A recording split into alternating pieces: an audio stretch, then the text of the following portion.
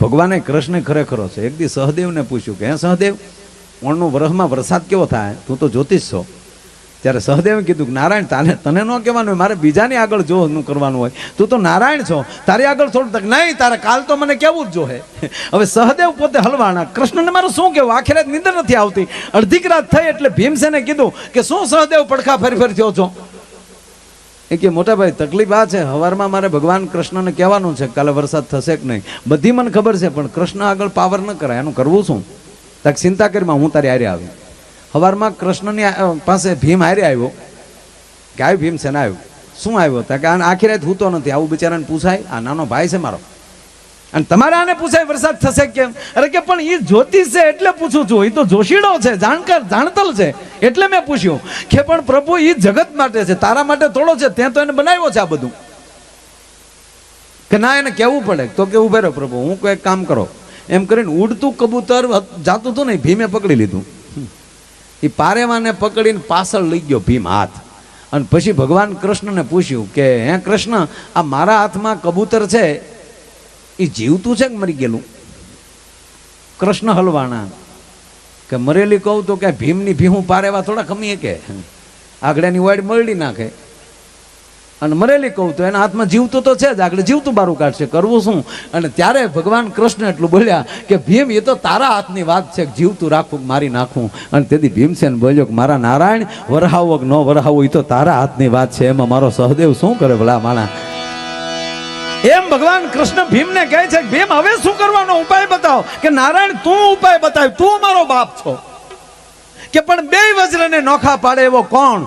અને આમ જ્યાં નજર કરી બાપુ તો અર્જુનના રથની ધજા ઉપર હનુમાન ફડાકા મારતો હતો બાપ.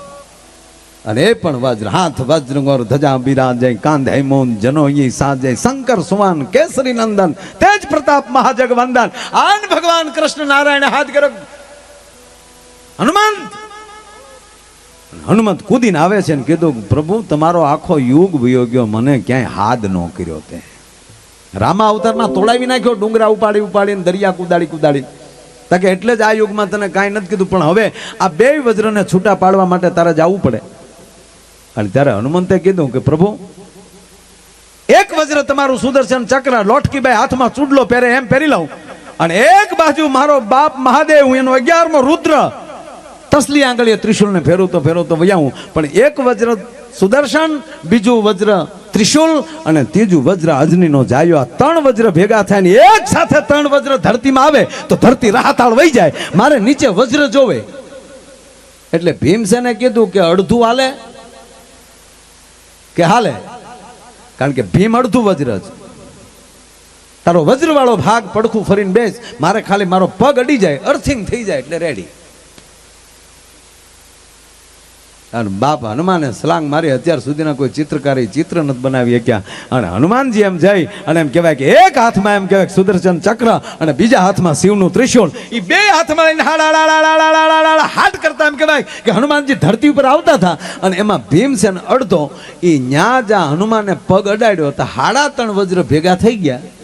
અને ઓલી શ્રાપ હતો, 3.5 વજ્ર ધરતીમાં ભેગું થાય ત્યારે તારા શ્રાપનું નિવારણ થાય. ઓલી ઘોડી હતી એ કડાકો થઈ અને વીજળી વેગે એમ કહેવાય કે અપસરા થઈ અને સીધી ઇન્દ્રલોક વહી ગઈ. ને આવડા બધા સોડા પીને હોને ઘીરે વહી ગયા. એક શ્રાપે લેવા દેવા વગરના કેવા ધંધા કરાવ્યા છે. એવાનું વેણ કાઢો કે કોઈના દિલને ઠેસ વાગે. શબ્દ આર હૈ, શબ્દ પાર હૈ. એક સદગુરુનો શબ્દ મળી જાય સાહેબ, માણસનું જીવન તરી જાય. 50 લીટર દૂધ હોય તો એમાં કાંઈ 25 લીટર છાશની જરૂર ન પડે. ખાલી એક જ બિંદુ છાશનું પડી જાય સાહેબ, હવાર થાય તો આખું દહીં જામી જાય. એમ જીવન આપણું ગમે એટલું એમ કહેવાય કે ઉકળાટ્યું હોય, પણ એક સદગુરુનો શબ્દ મળી જાય ને અને એને તમે પચાવી જાઓ ને તો દહીંની ઘોડે તમારું જીવન જામી જાય. અને પછી એમાં સદગુરુ મંથન કરે ને પછી મારા બાપ એની અંદરથી માખણ નીકળે, નવનીત નીકળે છે. મંથન કરવું પડે. પણ આપણે શું છે કે કાંઈ મંથન બંધન તો ઘરે ગયું, હાલતું હોય હાલવા દેવાનું. અત્યારના બાળકો બાપુ ભૂકા કાઢના.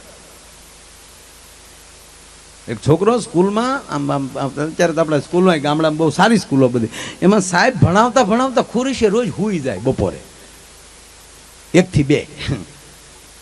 એટલે એક છોકરો આપણો ગામડાનો એ થોડોક તોતડો સાહેબને કે હું હુવાના પગાર લ્યો છો? તો વળી સાહેબ હું કે જો બેટા હું સૂતો નથી કે તો બેટા હું 1 કલાક માટે સ્વર્ગમાં આટો મારવા જાઉં છું. બ્રહ્માજીને એને બધાને તમારા માટે હું ભલામણ કરવા જાઉં છું. ઓલો છોકરો વિદ્વાનનો ઋષિ બાપુ કે કાંઈ હુઈ ગયા ભેગું સ્વર્ગ મળતું છે તારું ડૂન, એને હરગ મળતું હોય ભણાવવા અહીંયા આવતું હોય, બીજેથી છોકરો હુઈ ગયો. હા સાહેબ ખીજાણા સુઈ ગયો, ઊભો થા. છોકરો કે સુઈ નતો ગયો, હું તમારી ઘોડે સ્વર્ગમાં આંટો મારવા ગયો હતો. શું જોયું ત્યાં? બ્રહ્મા વિષ્ણુ બધા હતા. શું કીધું ત્યાં? એમ કે ત્યાં મેં પૂછ્યું મારા સાહેબ એમ કહે છે કે રોજ હું સ્વર્ગમાં આવું છું. હે બ્રહ્માજી હાશી વાત? બ્રહ્માજીએ કીધું તારો સાહેબ ખોટીનો છે. સાહેબ રાજીનામું દઈને વૈયા ગયા. બોલો કાન કેમ ભણાવવા? ના ખોટું હાલે બાળકો આગળ. અને હું હંમેશા કહું છું બાળકને હારે કોઈથી ભલામણ બાળકો હોય ત્યારે કોઈથી ખોટું બોલવું જ નહીં. પતિ પત્ની બે બેઠેલા આવો રવિવાર, અને તમે કીધું એમ નવું ફિલ્મ આવેલું ક્યું બાહુબલી, એટલે આપણે પુરુષને તો આમ હરખ પાછો એવો થાય એટલે એની પત્નીને કીધું ચાલ ને યાર ફિલ્મ જોવા જાય. એની પત્નીએ કીધું ઘરે વગર રૂપિયાની ફિલ્મ ચાલુ છે, હું ફિલ્મના દીકરા થાવ, આ છોકરા ડોહા નવા મોટા છે,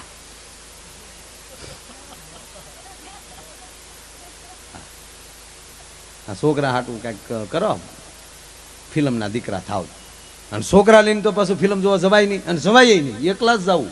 હા ફિલ્મમાં તો જ મજા આવે, કંઈક ડાયલોગ બાયલોગ આવે, હા આમાં દાંત તો કાઢ લેવાય. હા તો આપણે બે બેઠા ને વૈશમાં છોકરા બેઠા ને બેઠા બેઠા ભૂંગળા ખાતા કદો બચેતાર ભૂંગદાર. આપણે એમ થાય કે વેફરો ખાવા આવ્યા કે ફિલ્મ જોવા આવ્યા. એને કરતા એકલા બે બાજુ બાજુ બેઠા હતી વળી ખારી સિંગનો એક દાણો ખાતા જઈને ડાયલોગ આવ્યો તો ક્યાં વાત હે. એટલે કીધું છોકરાને હું સમજાવી દઉં ફિલ્મ જોવા જવું હોય તો, એટલે કે તો સમજાવી ગયો. એટલે છોકરાઓને કીધું કે બેટા કે હા પપ્પા અમે બેટા દુધાળા જાય છીએ, પૂંજાભાઈની ઘરે સત્યનારાયણ ભગવાનની કથા છે, કલાક જવાની કલાક આવવાની, 2 કલાક અમારે અહીંયા દુધાળા ખોટી થવાનું, એટલે બેટા 4 કલાક પૂરતા અમે જઈએ છીએ. ઘરે શાંતિથી ટીવી જોજો અથવા તો કંઈક વાંચજો અથવા બેસજો, શાંતિથી રહેજો બેટા. કે કાંઈ વાંધો નહીં પપ્પા તમે તારે જાઓ. છોકરાઓ આગળ ખોટું બોલ્યા, ઓલા વૈયા ગયા. પછી છોકરાએ મીટિંગ કરી, મોટા ભાઈ હા કે 4 કલાક સુધી તો બાપાને આવવાના નથી, દુધાળા ગયા કે હા તો 4 કલાક સુધી આપણે ઘરે બેહવું કરતા હાલની 2 ભાઈ ફિલ્મ જોઈ આવી બાહુબલી. તો ઇન્ટરમાં ડોહા બધા ભેગા થઈ ગયા ઉડું કરતા, લાઈટું ઇન્ટરમાં જબજબ ભેગી છે તો પાછલી સીટમાં જ પરજા બેઠેલી. એટલે છોકરાઓ તમે હતા કે અમે સત્યનારાયણનો શીરો લેવા આવ્યા બાપા.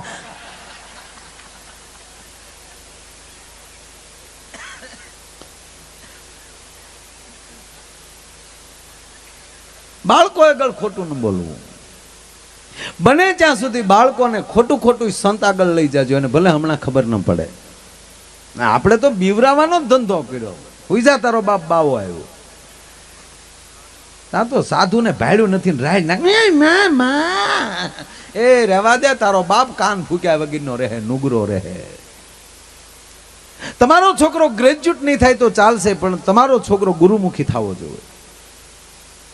અને હું તમારી માતાઓને કહું કે આ દેશની હિરોઈનનું નક્કી કરે તમારા ઘરમાં શું વસ્તુ રાખવી. ફલાણો પાવડર ને એડવર્ટાઈઝમાં તો એ જ આવે. હિરોઈનું કે એવા જબલા તમારા છોકરાને પહેરાવાના. એટલે ટૂંકમાં એ બધા કે એ રીતે તમારા ઘરમાં કરવાનું નહીં.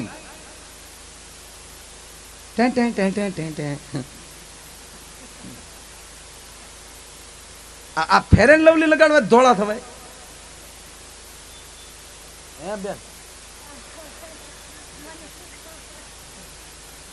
આપણે તો કોઈ દી લગાડતા જ ન હોય, કારણ કે આ લગાડ્યા ભેગું પરસે બધું હમુથું થઈ જાય હિતળામાં જેવું.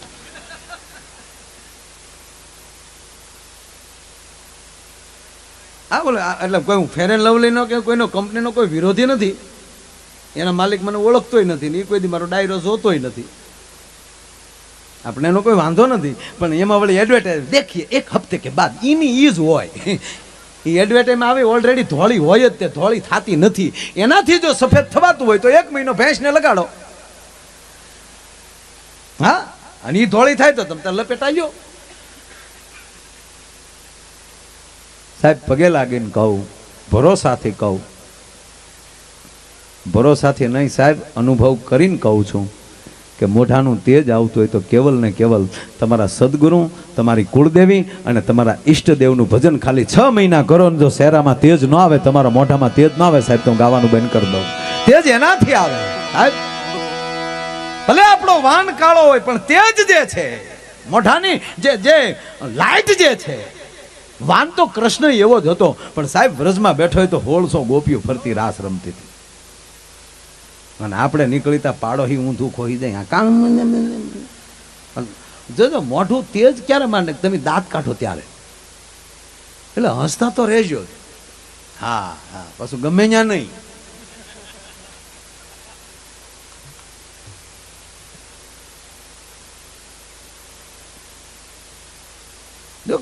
કોઈ ગીત નબળું છે જ નહીં.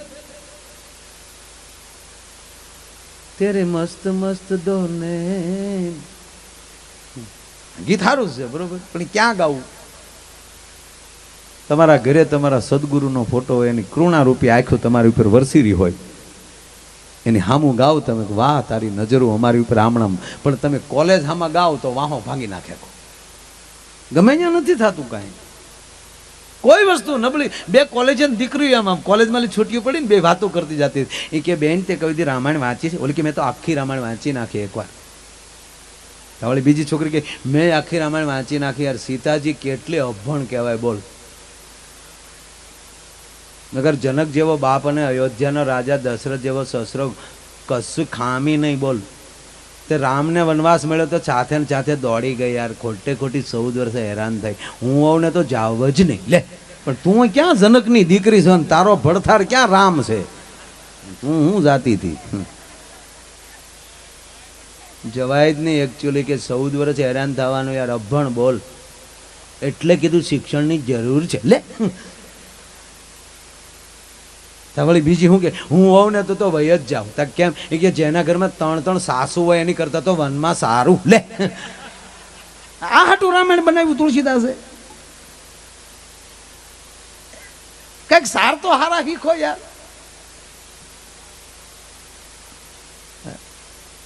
ગજબ છે માણસો. એટલે જ જીવનમાં આનંદ જરૂરી છે. હું કાયમ પ્રોગ્રામમાં કહું છું ને આજે પાછો કહું કે જે માણસ ખુલ્લા દાંત ન કાઢતો હોય, દુનિયા આખીમાં ભરોસો કરવો, પણ જે હસી ન શકતો એની ઉપર ભરોસો નહીં કરવાનો, મીઠા ઉપર ભરોસો નહીં કરવાનો. હા, અહીંયા ઘણા તાલુકા પંચાયતના સંસદીય સદસ્યો છે, પૂંજાભાઈ છે.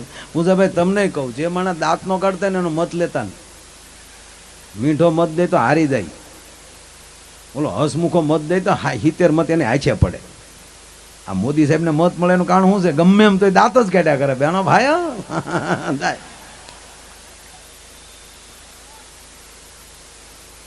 દાંત ન કાઢતો હોય એને મિત્ર ન બનાવવો, પાર્ટનર તો નહીં જ, વેવાય તો નહીં જ. અને દાંત ન કાઢતો હોય એના પાડોમાં ન રહેવું. અડધી કિંમતમાં અર્જણભાઈ બંગલો વેચીને નીકળી જવું, મીઠા પાસે નહીં રહેવાનું. અરે હવારના પરમાં હામો મળ્યો, મેં કીધું ને અફકન થાય. આપણે પ્રોગ્રામમાં જવા 4 થયો ને વાજા બાજા લઈને નીકળ્યા હોય તો આપણે હામો પ્રોગ્રામમાં જાવ, નાના તારા બાપનું હરવણું કરવા જાય એટલે વાજા લીધા. હસમુખા ને હેતાળવા હોતો મરકીને કાઢે વેણ. હસમુખા અને હેતાળવા હોતો મરકીને કાઢે વેણ. કવિ કે એને કદી કાંટો ન લાગજો, હોય ભલે પારકા શેણા. હસમુખા અને હેતાળવા હોતો મરકીને કાઢે વેણ. એવો આજનો રૂડો કાર્યક્રમ, સંતોનું સાનિધ્ય, અને એમાંય અર્જણભાઈ રાજુગીરી બાપુ અને નામ એવા ગુણ અમરનાથ, ભગવાન શિવ સાથે નામ જોડાયેલા અમરગીરી બાપુ. બાપુ તમે આ ત્રણેયને અમર કર્યા છે. અને એવો રૂડો જ્યારે પ્રસંગી જાત્રા કરીને આવ્યા છો સાહેબ, સામાન્ય જાત્રા કરીને આવ્યા હોય તો એના હામિયા થાય, એને બદલે હિંગળા જ. એ ભગવતી અહીંયા બેઠી છે સાહેબ. આઝાદી પછી પૂંજાભાઈ તકલીફ એક પડી છે કે આપણે નબાપિયા તો થઈ ગયા છે. આપણી માં હિંગળા પાકિસ્તાનમાં વહી ગઈ, અને આપણો બાપ કૈલાસ ચાઇનામાં વયો ગયો. સાહેબ એ ગમે એમ કરીને પાસા તો લેવા જોયો, અને કાં તો એની મંજૂરી હોવી મળે છે, આપે છે મંજૂરી 100%. અને કહેવા ગયો કે એક આ રેકોર્ડ હશે કે એ ભૂમિમાં એક ભગવા લુગડા ધારી એમ કહેવાય કે ત્યાં એના એરપોર્ટમાં નીકળતો હશે. સાહેબ મેં હારા હારાને જાતા જોયા છે, પણ લેંઘા પહેરવા પડે છે ને.